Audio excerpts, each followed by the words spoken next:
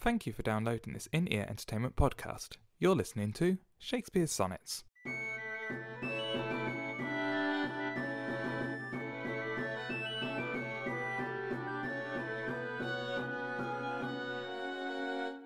Sonnet number 8. Music to hear, why hearest thou music sadly? Sweets with sweets war not, joy delights in joy. Why lov'st thou that which thou receiv'st not gladly, or else receiv'st with pleasure thine annoy? If the true concord of well-tuned sounds by unions married do offend thine ear, they do but sweetly chide thee.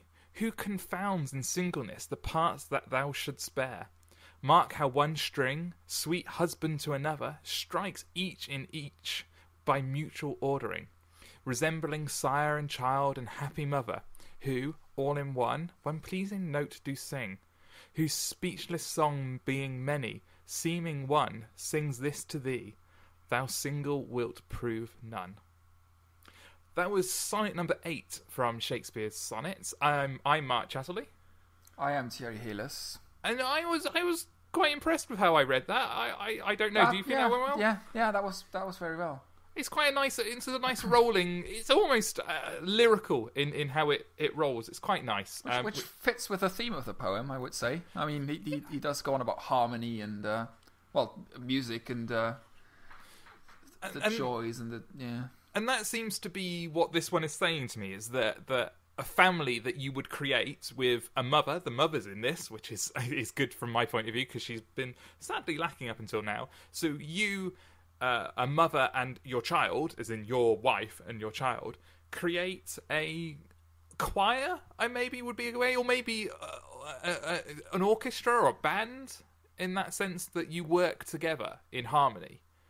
It's like strings on a violin or guitar, or But being alone, you may make a sound, but whether there's any joy in that sound is to be debated, I guess. You could make a sound with one string. It wouldn't be very nice. But yeah, he does say, I've lost the line now. If the true concord of well-tuned sounds by unions married do offend thine ear, they do but sweetly chide thee, who confounds in singleness the parts that thou shouldst spare. Yeah, it just you want the other strings on the instrument, or the other people in the. Well, I guess if it choir in that sense doesn't really work, because you can have one person singing quite beautifully. Yes, it might sound a bit empty, but if you have a good singer, you could. I mean, someone like Pavarotti or something, they could easily. I'm quite happy just listening to their voice. But I'm not a big fan, but yeah.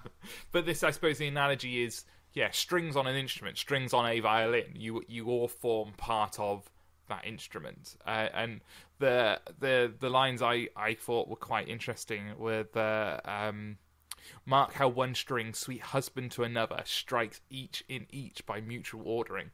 And the word ordering there I quite liked, is the sense that there's a place in the world for men and for women and children, and that's a family structure, and to be in that creates this sweet sound and this sense of belonging that you should strive for. Whereas just being a single male is, I guess even nowadays, being a single bachelor it's not frowned upon, but it's not something that most people aim for. Yeah, it's not an aim, I guess, would be. And I mean, from just the sheer number of dating websites that are out there, it's not really something that most people want. And dating websites that I mean, I'm not condoning, but they're a cultural indication that no one wants to be that lonely bachelor. I guess it can be fun for a while, but most people don't really want that for their entire life. I've got a feeling it's one of those grass is always greener, that single people always want to be in a relationship, and people who are in a relationship don't want to be single, but maybe miss that life, or miss the freedom that comes with that life, maybe. I guess, but then, Shakespeare does also go quite on about old age quite a bit. And I mean, it can be fun being single in your 20s when you are in your prime, and you can go out and just have fun, and you can enjoy the freedom, but then eventually you will turn 40. I mean, 40, 50, and your belly goes. You won't, unless you are George Clooney, you won't be that eligible bachelor that everyone wants. You'll just be the sad guy sitting at the bar in the Weatherspoons crying into a pint and talking about your teenage years. Yeah, and there is the third wheel syndrome, we'd call it in modern life. The idea that you go out with a couple and you're just, or a couple of couples, you're not implicitly left out because you've been invited along, but you're very much aware. It's more a friendly invite. It's more like a we'll ask you, but it would be nice if you wouldn't show up because then we can do couple things. See, I wouldn't have even put that spin on it, but maybe that's because I'm in a relationship and I've never. You are one of those people, Mark. I am one of those people. Oh, you are one of those who doesn't respect us single people. But that's what's really interesting, I think, about this sonnet is that idea of ordering and that idea of family, even though family in the wider sense has very much changed definition from now to back then, is still quite fundamental to people's feelings and emotions. I'm not sure if I mean, obviously a family now can be 2 men or 2 women with a child or without a child. Or 1 man and 1 woman, or... You can have, you have polyamory, but it's still...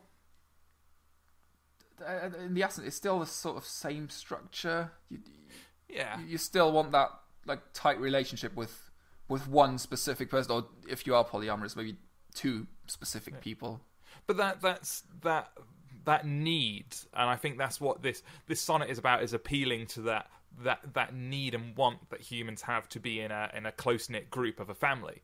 And that still translates very, very well today, whereas some of the other sonnets we've seen don't necessarily translate so well. This one, I think, really does. It's definitely a good one to look at. This is, I would say, very true to human nature in every age, and probably in every age to come. That's how we come from small tribes where we have those close groups, and we have our friendship groups that we try and usually are quite close-knit groups, and that's how we organize our lives in those little chunks, and we build close relationships with people that we choose, and then we have work colleagues and neighbours, and by doing so, by creating those relationships, we in using this analogy, create music that's far more pleasing than us on our own. We put a harmony into our lives. Yeah. And I love this sonnet. I mean, like I said, going into this, I haven't really studied the sonnets at all. I only know a couple of them, and this one I really like. This is my favourite so far of all the ones we've. This is a really nice one. It's also the way we organise our lives, even without marriage. That is a sort of ordering. Yes, we don't really. I mean, you can walk through a city centre or a town centre, and essentially that is just chaos. But having sitting down with your friendship group, having a drink, that you've put some order into that. What you know exactly what place in that group you have, and you know everyone else's place in that group, and that sounds a bit like a weird hierarchy, but well, we all know you were friends. You only have 10 friends, and and when a new friend comes along, one of your existing friends has to go. Well, you say that, but there is I can't remember the scientific term now, but there's 150 people. You can only have 150 people in your life. That's as much as your brain is biologically capable of tracking. In your widest network. You can have the 900 Facebook friends, but your brain is only capable to know what's going on in about 150 people's lives, which you could define. Maybe not friends, but mates. Yeah, I agree. You can't keep track of. And I think that's very obvious if anyone uses Twitter out there. I follow many, many, many people on Twitter, but when I'm going through the stream, I'm only looking for certain names to read what they're doing. I would have to be quite bored and not have anything else to do to read every single one. And I think that's quite, interesting. There's a TED Talk on that, isn't there? There might be. I mean, I can't remember. The number has... I'm going to Google that now. The number has a scientific term. It's not like the Chatterley number. Okay, but For not example. the Chatterley number. It's not the Chatterley. We don't have a number, us Chatterleys. We don't have anything other than a book, and I have many feelings about that book, which I won't go into now. Lady Chatterley's Lover. Oh yeah. Oh God, no, I don't. Not a big fan of. What's his face? D.H. Lawrence. I had to do him in first year in university, and it's not as good as Shakespeare, and that's what it comes down to on this podcast. Yeah. Shakespeare rules everyone. Yes, I think in terms of my gushing over this sonnet, I'm kind of coming to the end of where I can gush without really picking everything apart, which will make this a very, very long podcast. So I know you're rapidly searching your 150 number. Yeah, I found it's Dunbar's number. Dunbar. That's cool, and I'm sure there is a TED Talk about it. I'm sure I've seen a TED Talk about it. There probably is. There's a TED Talk on most things, most interesting things. Yes. Would you like to have any last words and then read us out at all? I think we've said all the things that non-scholarly people can say about it. Yeah. And yeah, there's some good words. There's quite a lot of alliterations in here, and we could go into that, but that's boring technical stuff. Yeah, we don't really want to. Right, it's interesting, but we don't really. That's not what we do in this podcast. No. Oh God, the day we start talking about alliteration and assonance, we're going to just lose listeners. Right, I'm going to try and get through Sonnet 8. Okay. Sonnet number 8. Music to hear, why hearest thou music sadly? Sweets with sweets war not, joy delights in joy. Why lov'st thou that which thou receiv'st not gladly, or else receiv'st with pleasure thine annoy? If the true concord of well-tuned sounds by union's merits do offend thine ear, thy do but sweetly chide thee, who confounds in singleness the parts that thou shouldst bear. Mark how one string, sweet husband to another, strikes each in each by mutual ordering, resembling sire and child and happy mother, who all in one and one pleasingly. Oh, that was going so well. You were very close.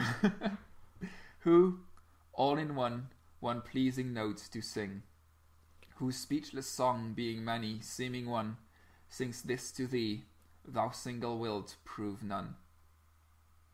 Excellent. That was sonnet number 8 from Shakespeare's Sonnets. I've been Mark Chatterley. I have been Thierry Heles. And we will see you again next time for sonnet number 9. Exciting. See you all later. Bye. Bye-bye.